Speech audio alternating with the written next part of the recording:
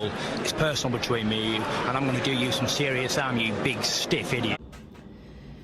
The untouchable True School Sports Empire proudly presents something the boxing game's been missing. Hey, what's going on? It's your boy BT, and I came here to talk some boxing with the thousands of True School Sports subscribers.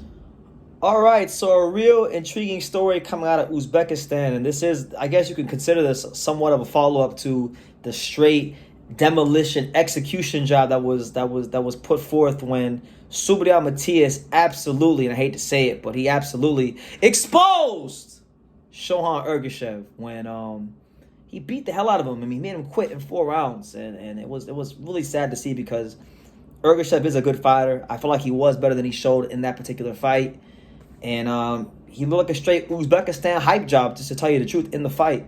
But as you guys can see on the screen, it's been reported by Uzbek Boxing Insider, none other than my main man himself, Jalal Akhmedov. Salute to Jalal Akhmedov for all the news and the diligent reporting on the Uzbek fighters. He reported himself. He said the following, and I quote, Shohjahon Ergashev has revealed that he had been stabbed in the leg before the fight against Matias.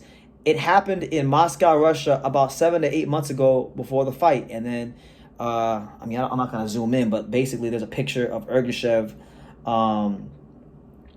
It looks to be stab wounds and a pool of blood on the floor. So, look, man, I'm no expert on stab wounds. I've never been stabbed, and I'm trying to keep it that way. But I would assume that if you get stabbed as bad as it looked like he got stabbed in this picture, it would take you some months to heal. So, in retrospect, when we go back and we look at, the build up to the fight, right? In the build up to the fight, Ergashev was talking a lot about retirement, and maybe, just maybe, it's not that he wanted to leave the sport of boxing. Maybe that's how he was feeling at the time because he got stabbed in his leg, and maybe it was hard to train. I don't know the ins and outs, but I'm just saying he might have been talking and thinking the way he was thinking going into that fight because he got stabbed, and maybe he wasn't feeling his best.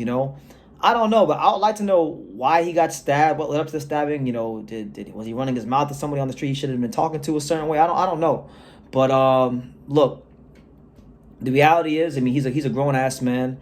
He took the fight. He got destroyed. If he felt like he shouldn't have been in there, he shouldn't have taken the fight with the stab wounds. That's just what it is. So there will be no excuses from your boy BT or True School Sports on why Ergashev got beat the hell up by Subriel Matias.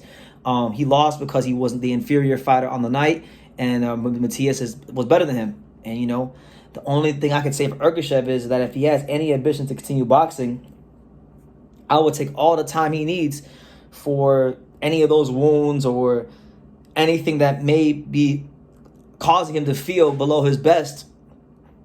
Rest, recover, get therapy, get whatever you need to get done on your legs, because I would assume, and maybe somebody out there watching this video has been stabbed before, I would assume if you get stabbed as bad as he got stabbed, it would definitely play a role as to why, you can't perform to your optimum best. So it is what it is. He took the fight.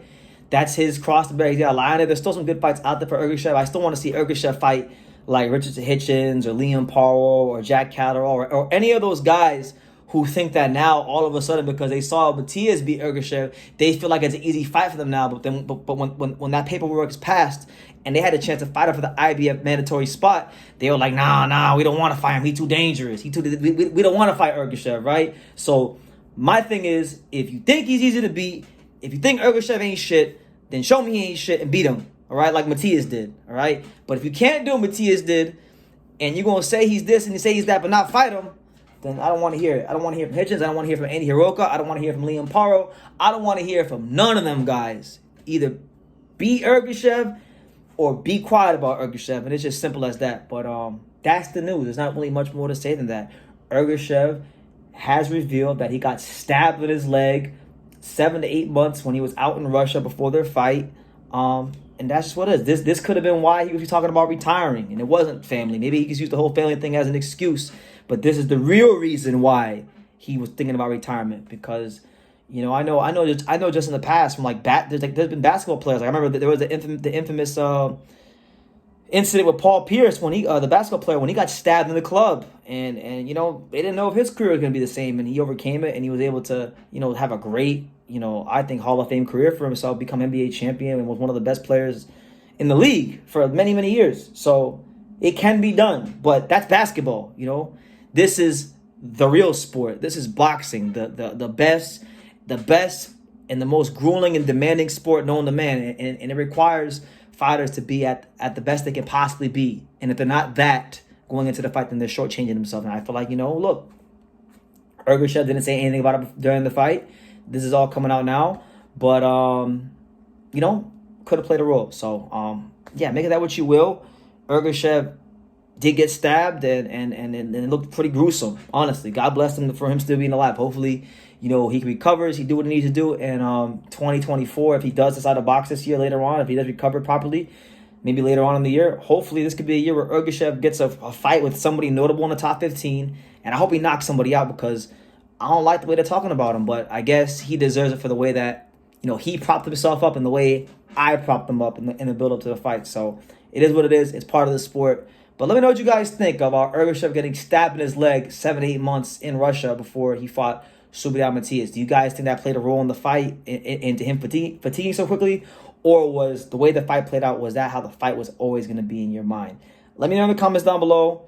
Make sure you guys take the time to subscribe. And like I say in every single one of these videos, you can love me or you can hate me, but I'm just a kid from Daniel. So until next time, take care, guys. Thank you for watching another video on the untouchable True School Sports Empire. For more great boxing content just like this video, click right here and make sure you subscribe. Much love from sunny South Florida.